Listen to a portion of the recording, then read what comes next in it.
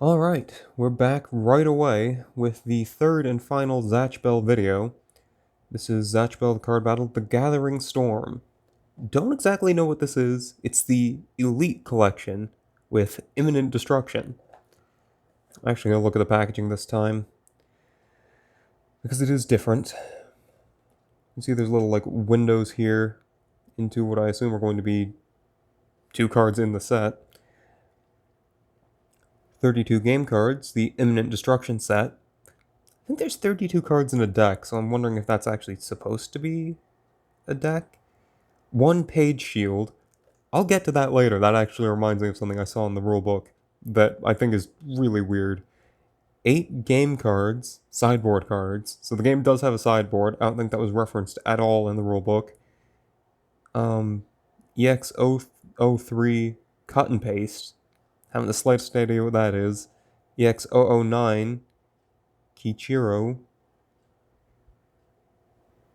Oh, are those like set numbers? E046 I'm energized. MJ003 flying beat.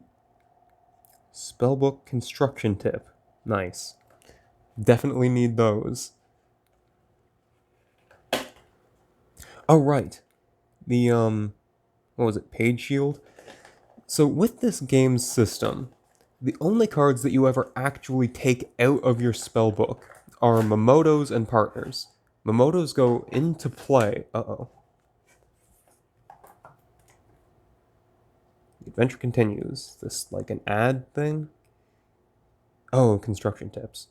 I'm actually... Maybe I'll show those after, because I have no idea what's in there.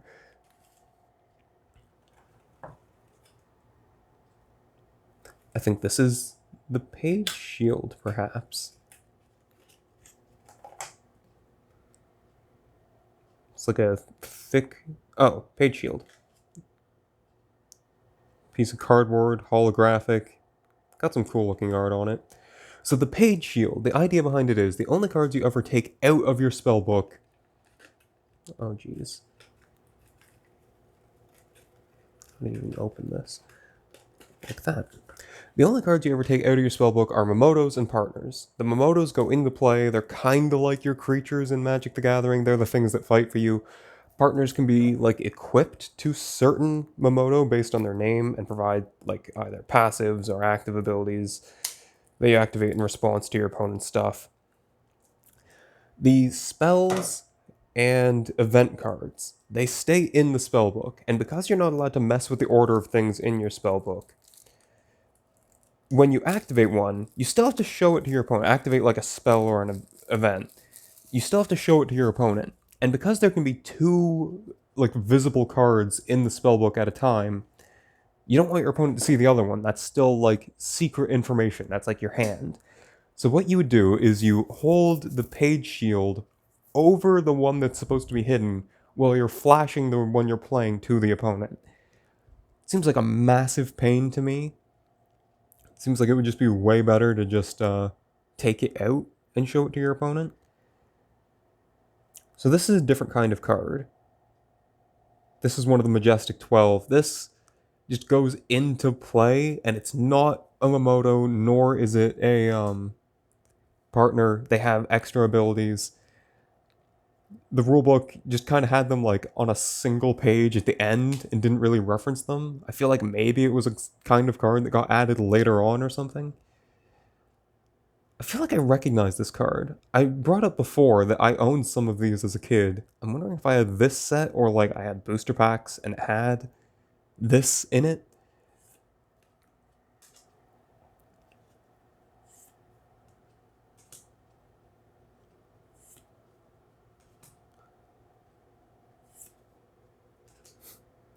Okay, seeing some doubles here. I guess they said that, didn't they? Just weird that they were in that order.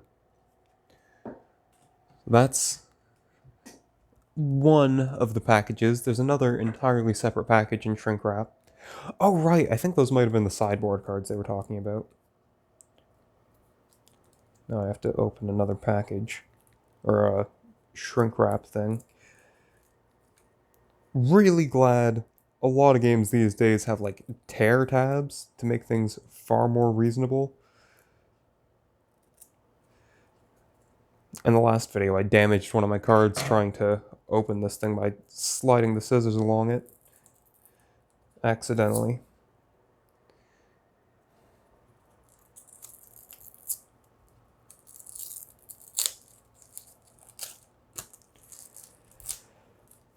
Oh boy.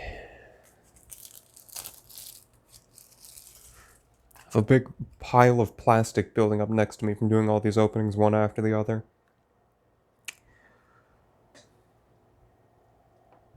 Here we go with Brago again. Saw him in one of the previous sets.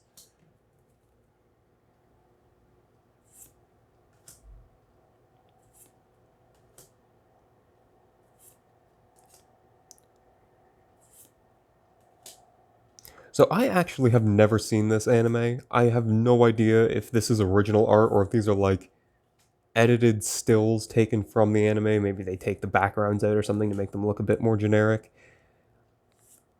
It's in a weird middle ground where it doesn't look like out of place enough to make me think that they are just screenshots from a TV show, because in some card games it's really obvious when they take non-original art and try and jam it into card frames.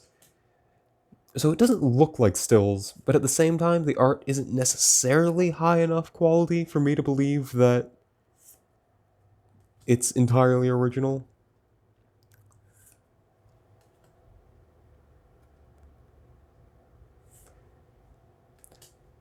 I guess something else I should bring up. Each like attack card lists what Momoto can use it.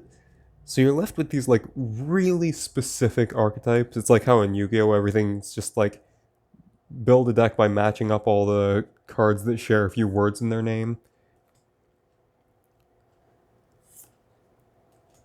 I feel like there's enough separate Momotos that it's not just a matter of like color identity and magic, where there's just a few different groups that you can build your deck around that all do their own thing.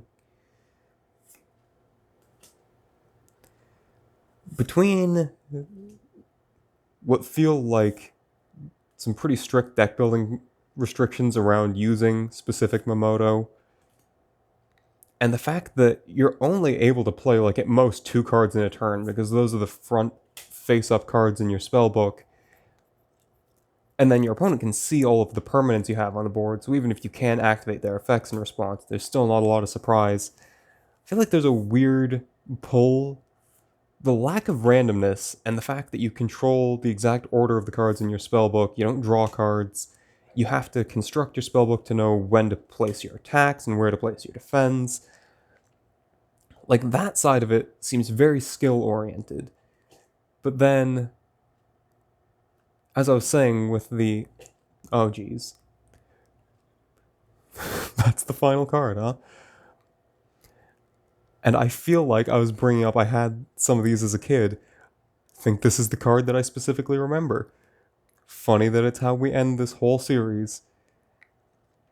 I remember it was either my mother saw this card and was unhappy with the kinds of things that were present on the card game I was playing, or I explicitly did not want her to see it, and I was like keeping it a secret, but I remember feeling very anxious about this. That's funny. It's the very last one. Anyway, I got distracted. Closing thoughts. Deck building seems sort of weirdly limited, and the number of cards you can activate per turn is really small, and it doesn't seem like there's a whole lot of interplay with like instant speed effects. So that makes it feel a bit more casual, but then the lack of randomness makes it feel much more competitive and like they were trying to push it in that direction. I don't know if these were intentional decisions. I don't know if it was like pushing the game in different ways, or if I'm just reading into this too much. Seems interesting. I'd like to try it online, but the fact that it requires the spell book, it really is such an odd setup that I don't know if there's any good way to emulate this. Like, I don't know how you would do it in, like, Tabletop Simulator or Untap. I'm sure there are other programs people use to play card games online. I swear I've seen them. I just don't remember the name off the top of my head. I guess we'll close by looking at this deck construction or deck tips thing. Maybe there's something interesting in here. Oh, there's a lot going on in here. MJ12 cards. I can't remember if this was referenced in the rulebook or not. I did see some of these online. So this was an instance of like an entirely separate card type just being introduced later on. You just play them as like passives, and they don't even have their own zone on the game mat. This seemed to be a thing that came up with a few other types of cards as well, where it was just like, yeah, place them underneath your mana zone, because we didn't think ahead and make any sort of generic card game zone, or generic card type zone. Let's see if I can focus on this in particular. Yeah, it's close enough. As you can see, the play field there, I'll try and point at it. That's where you put your mana. Each one of these 3 slots is for a Momoto, and then down underneath is the partners that you can equip to them. Discard pile off to the left. That's like a little rules reminder. It can be cool to have specific slots. You can then reference things like columns. Yu-Gi-Oh! Has done that recently. But at the same time, it does make it a bit of a pain if you want to, say, expand and include a new card type. If Magic the Gathering just included a new type of permanent, like, I don't know, I feel like the last time they did that was Planeswalkers, and that was ages ago before I even started playing. But if they did, it's just like slap them down anywhere. So is this... Oh, this is like deck lists, I guess. Doesn't really feel like deck building tips if they're just telling you exactly what to use. The spellbook really stresses using the pre-built lists provided in the... or the rulebook really stresses using the pre-built lists in the rulebook for each given starter deck. I guess going back to the great deal of complexity in spellbook construction.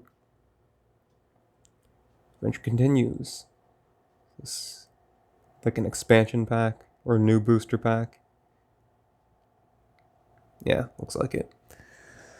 Alright, so glad I got to show the game mat layout just from that little pamphlet without having to unfold one of them, because that would be a nightmare getting it in front of the camera. Looked at all of the cards there are to look at, opened all the packs I have to open.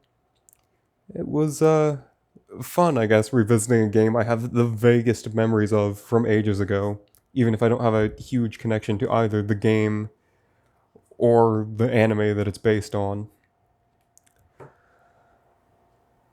Hoping to get out the next video. Last time I said it would be like a week away, and then it ended up being over 2 weeks. So I'm going to give myself plenty of time, especially knowing that the next one is going to be a box opening, which takes forever. I'm going to say it'll be like 2 weeks, and I'll be looking at Dragoborn.